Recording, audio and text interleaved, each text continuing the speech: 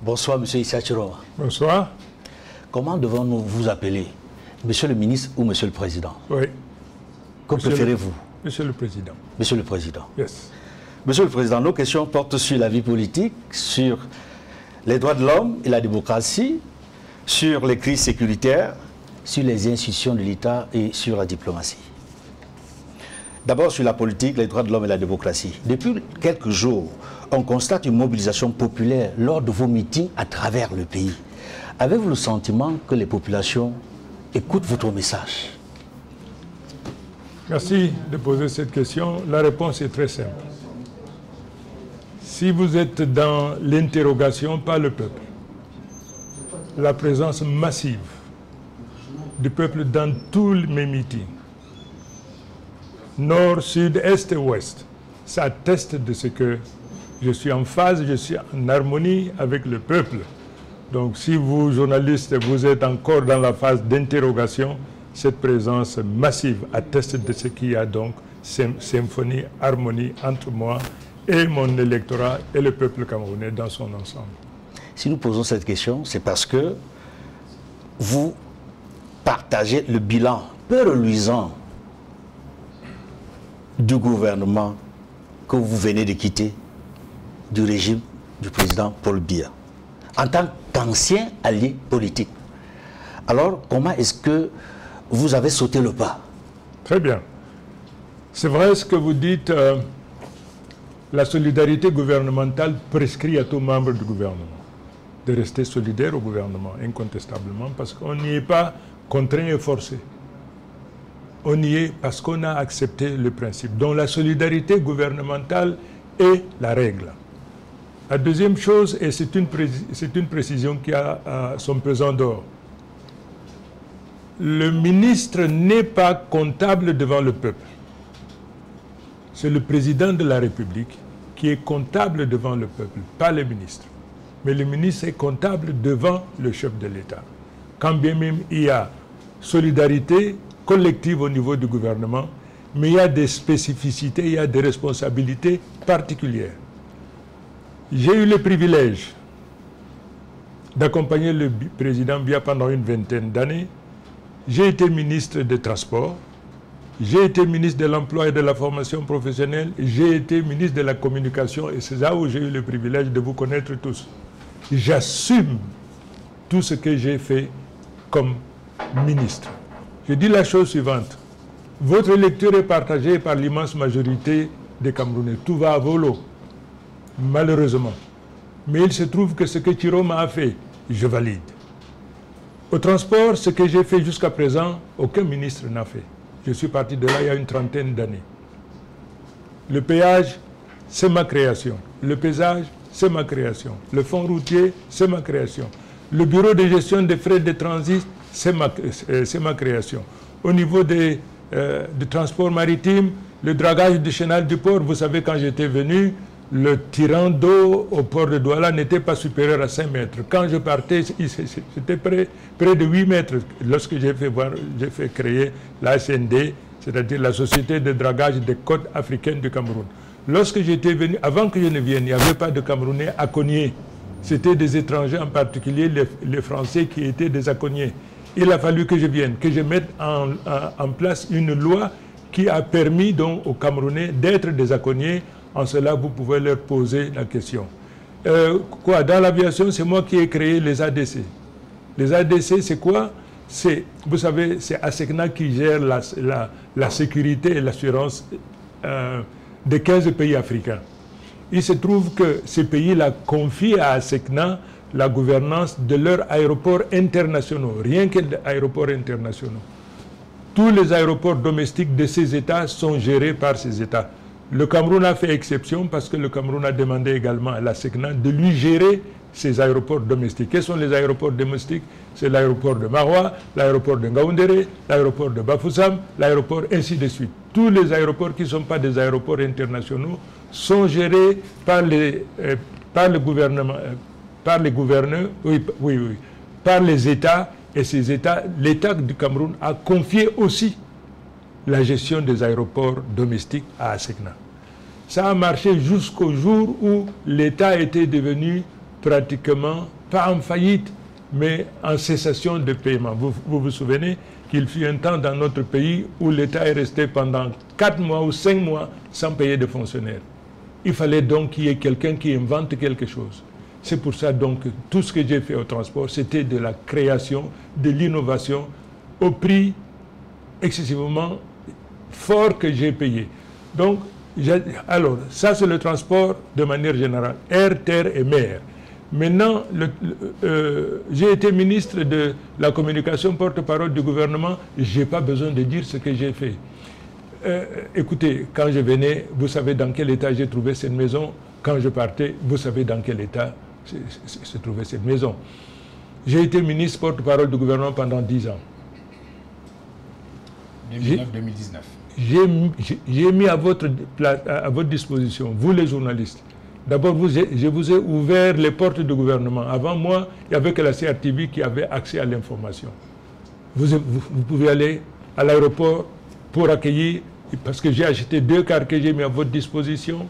Vous aviez accès à tous les départements ministériels. J'ai donc obtenu cette faveur de vous ouvrir les portes du gouvernement. Je ne sais pas si c'est encore le cas.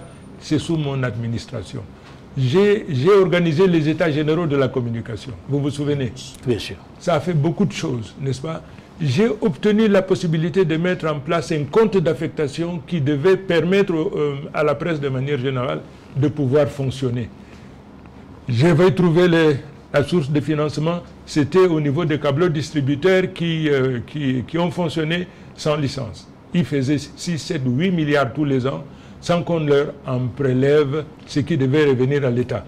J'ai donc obtenu la possibilité de prélever 2% de ce qui revenait à la publicité, plus je mettais donc ces câbleaux distributeurs à contribution. Avec ça, je créais donc un compte d'affectation. Malheureusement, le ministre des Finances de l'époque, bien que j'ai engagé des démarches avec le ministre d'État Famdongo, nous sommes allés chez lui, ça n'a pas marché.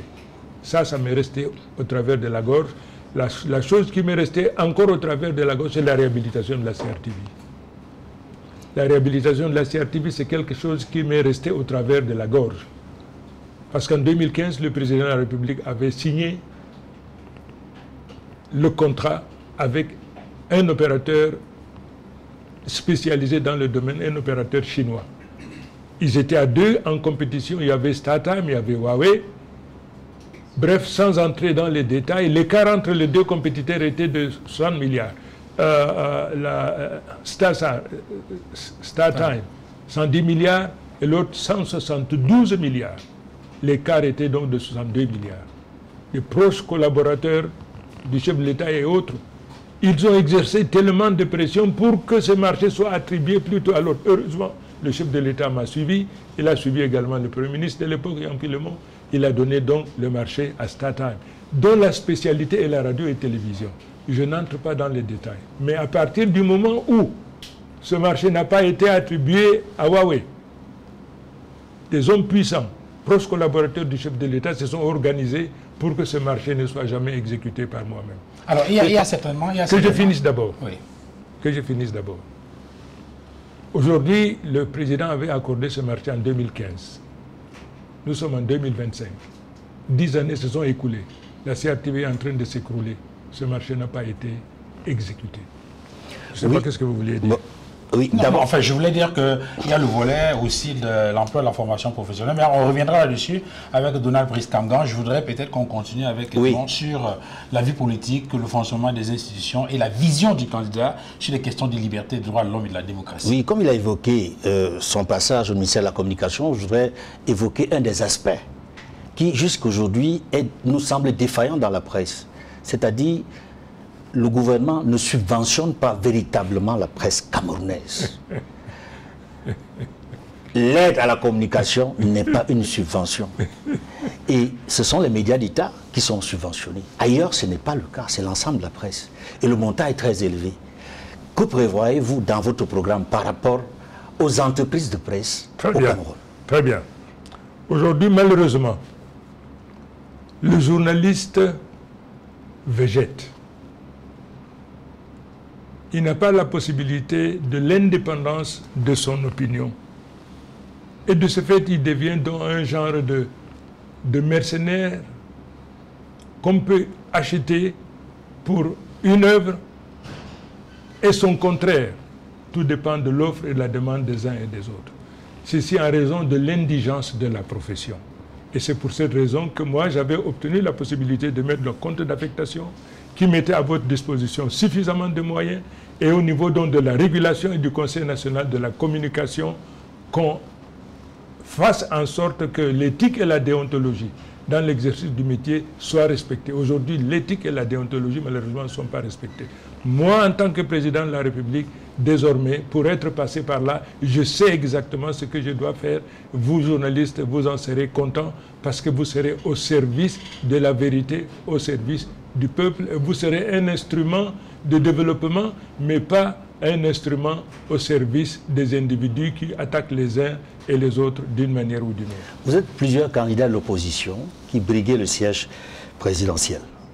Qu'est-ce qui va faire la différence entre votre programme politique et ceux des autres candidats de l'opposition?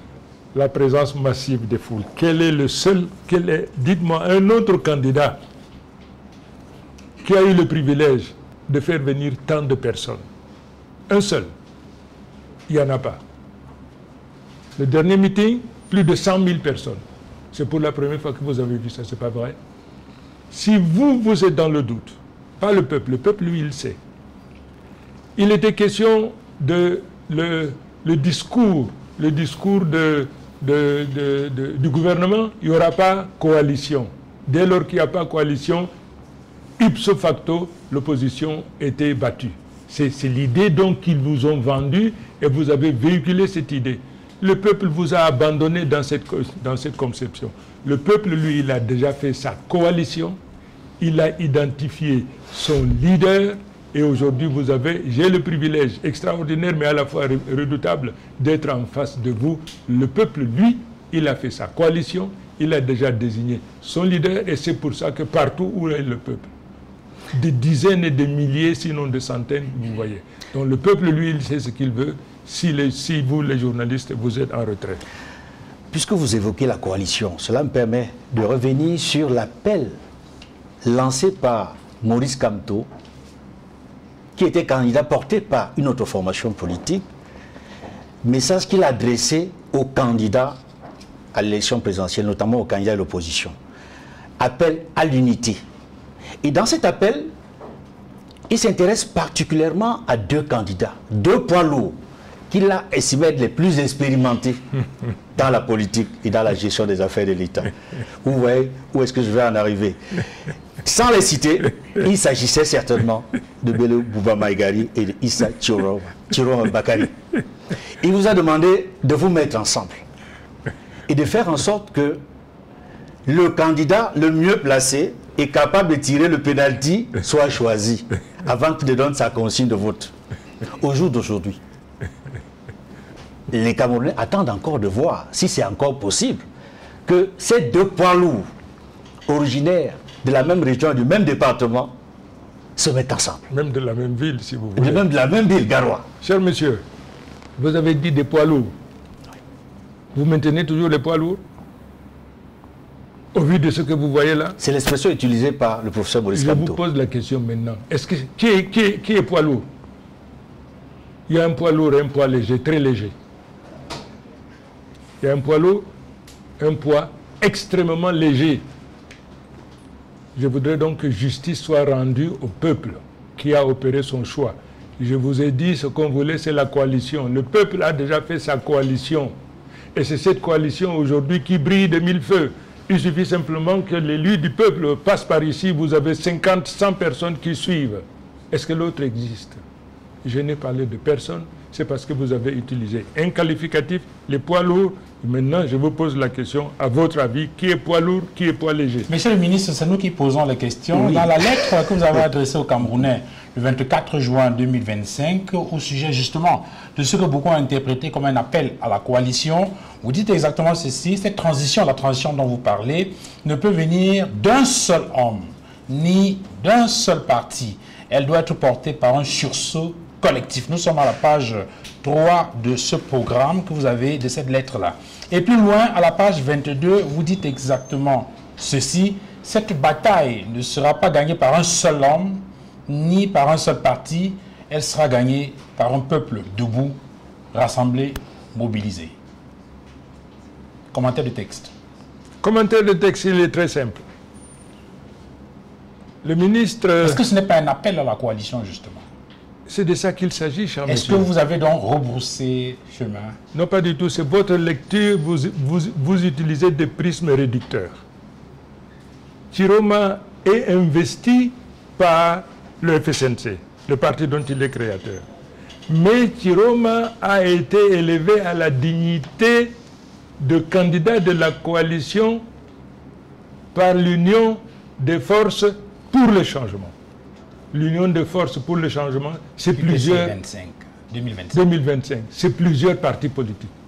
C'est la société civile qui est venue, des syndicats des enseignants, de l'enseignement supérieur, des mototaximens. Voilà. Ceux-là, ils ont demandé à tous les candidats de répondre au questionnaire. Vous répondez au questionnaire, vous venez et vous prenez part à la compétition. Mais il y a une seule condition, à la seule condition que votre discours soit un discours de rupture. Discours de rupture en particulier pour nous deux qui sommes démissionnaires du gouvernement. Un discours de rupture. J'ai donné non seulement un discours de rupture, tout mon être parle que de la rupture. Parle que de la rupture. Je ne sais pas si de l'autre vous avez obtenu la même chose. Alors à partir du moment où vous n'êtes pas clair, franchement, la politique est un métier dangereux.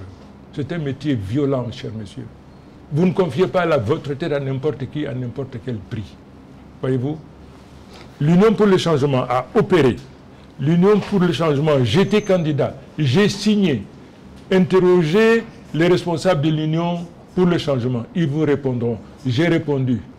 OK? Et des dizaines, je crois, une trentaine, une quarantaine d'autres partis politiques sont venus. Et aujourd'hui, ils ont raison.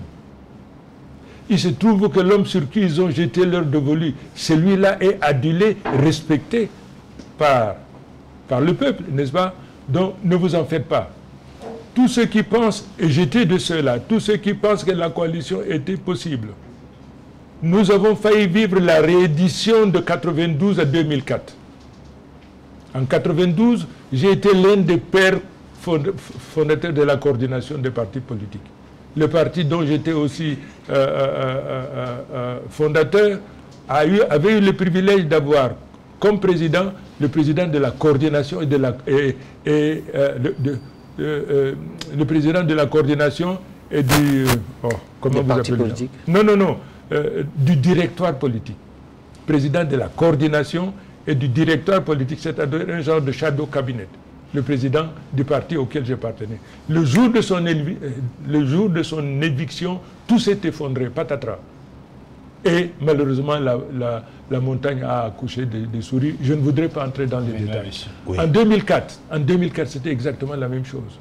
Nous avons formé la coalition des partis politiques, la coalition des partis politiques de l'opposition. J'en étais le manager, avec quelques autres. Aujourd'hui vivant, vous avez le président Bizeki, vous avez Hogbelen, vous avez quelques autres, le président pareil qui sont là. Mais ça s'était très mal passé. Mais ça s'est très mal passé. Donc, malheureusement, nous avons failli vivre jamais 203. Heureusement, il y a eu ce subterfuge-là. Il y a eu donc l'Union pour le changement. L'équipe de Douala, qui a eu cette vision, ce privilège, a mis en place... Dans tous les cas, il y a eu... on a vu des pays en Afrique où on n'a pas eu forcément besoin de coalition des partis politiques pour que le candidat puisse... Et c'est le cas qui vient là.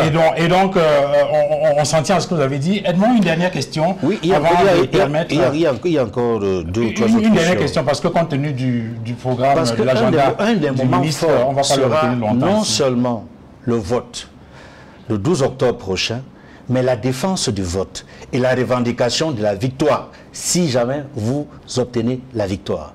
Avez-vous pris toutes les mesures nécessaires pour couvrir l'ensemble des bureaux de vote avec des représentants qui pourront rassembler tous les PV et pris disposition pour revendiquer le moment venu, si vous avez remporté cette élection, pour dire aux Camerounais, vous m'avez voté, je vais défendre votre victoire. Avez-vous des doutes que nous sommes déjà gagnants? Vous avez vu ce que j'ai fait à Yaoundé? Vous avez vu ce qui s'est passé hier soir? Plus de 100 000 personnes. Avez-vous des doutes sur le bon choix de l'Union pour le changement? Sur le bon choix de tous ceux qui ont adhéré? Vous avez des doutes? Quelles mesures prendre? Eh bien oui, nous sommes parfaitement conscients. Mais le camp d'en face, je vous prie de me croire, le camp d'en face panique. Simplement parce que c'est pour la première fois. Vous savez, la chance qui est la nôtre. C'est tout le Cameroun, du nord au sud, de l'est à l'ouest, qui veut le changement. Les Camerounais suffoquent, étouffent. Ils veulent le changement. Donc, si je dis c'est toute la nation, première chose. La deuxième, puisque c'est toute la nation qui veut le changement, c'est toute la nation qui doit construire le changement. Le changement est dirigé par des partis politiques qui ont été interpellés, mais également la société civile qui doit jouer sa partition. Et c'est dans ce cadre que parce que les partis politiques, c'est un groupe, un groupement d'individus, mais la société civile, ça embrasse toute la nation. Alors, puisque la nation veut le changement, le peuple camerounais veut le changement, vous ne pouvez pas vouloir le changement et vous abstenir de la construction de ce changement. Donc le peuple camerounais est invité d'abord à donner à son candidat, à son leader, une victoire landslide. Alors, on va... Non. Il faudrait que la victoire soit une victoire écrasante, qu'on n'ait pas besoin de photos. Une fois donc que c'est fait. Maintenant, l'autre volet de votre question, oui, des mesures sont en train d'être prises. Oui. Il faut absolument que nous soyons prêts avec le peuple pour prouver que ça, le RDPC ne peut pas gagner. Est-ce que vous avez un jour rencontré quelqu'un qui vous dit aujourd'hui, il valide ce qui se passe? Vous-même, vous l'avez dit au début, que j'appartiens à un gouvernement où tout va à volo et comment est-ce que je peux faire? Merci, monsieur. Il y a une question importante. Malheureusement, Edmond, non, je vais la poser, elle est importante. Il a dit, s'il est élu, il va former un gouvernement d'union. Qu'est-ce que vous mettez dans le gouvernement d'union et le fédéralisme dont vous avez parlé? Le lien entre les deux. Non, c'est un gouvernement. Je suis investi par le pouvoir, l'Union pour le changement. Le programme que je conduis, ce n'est pas le programme du FSNC. OK? Je conduis le programme de l'Union pour le changement. Une transition. Une transition. C'est donc un gouvernement de transition générationnelle qui a la responsabilité de réparer, de réformer et de refonder